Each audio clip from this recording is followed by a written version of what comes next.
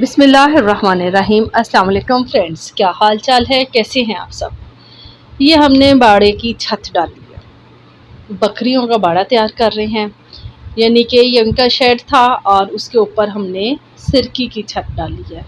वैसे तो मैंने तो बचपन में कलमें ही इस्तेमाल की हुई हैं इस मटेरियल की, लेकिन यहाँ पर इसकी छत डाली गई है, पूरा इलाका कवर कर लिया है, पूरी जगह कवर हो गई है और नीचे की भी मिट्टी हम वार कर रहे हैं ताकि बकरियां सुकून से दिन रात यहाँ गुजार सकें।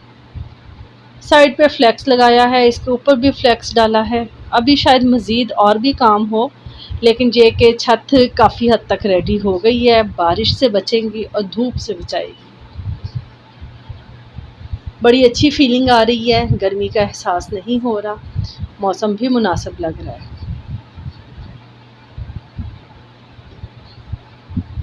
ये देखें, बड़ा खूबसूरत हो गया है और इसके दरवाजे पे और इसकी ग्रिल पे अभी कलर होना बाकी है।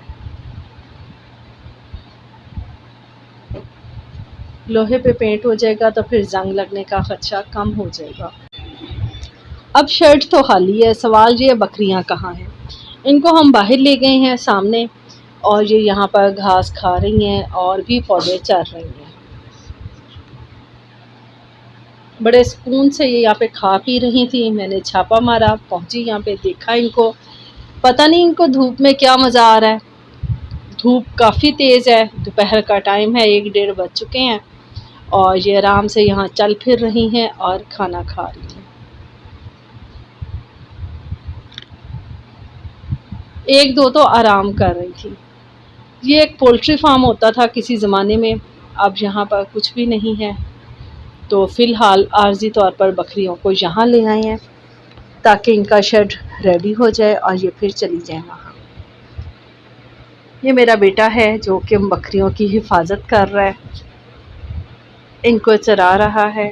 इसको मैंने कहा कि धूप ज़्यादा है, इसे अंदर ले जाओ। तो अब हम बकरियों को इकट्ठा करते हैं और अंदर की तरफ लेके जाते हैं। कोशिश हमने काफ़ी की, कोई दाएं तरफ चली जाती रही, कोई बाएं तरफ। बिलाखिर हम इन्हें अंदर करने में कामयाब हो गए। मेरा ख्याल था कि बकरियां बीमार हों या ना हों, बेटे को लू लग सकती है, इसलिए फिर मैंने इसको कमरे में करवा दिया और हम अंदर पहुंच गए।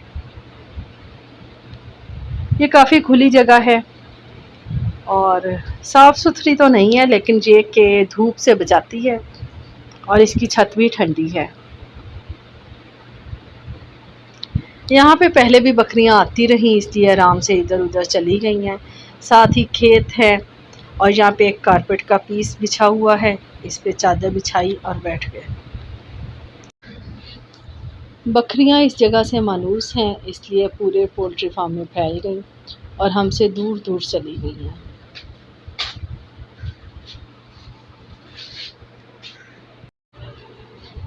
एक और बच्चा यहाँ पर मौजूद था अब्दुल्ला के साथ ही, जो कि हिफाजत कर रहा था बकरियों की। उसने हमें देखा तो जल्दी से वापस चला गया और हम यहीं पे फंस गए।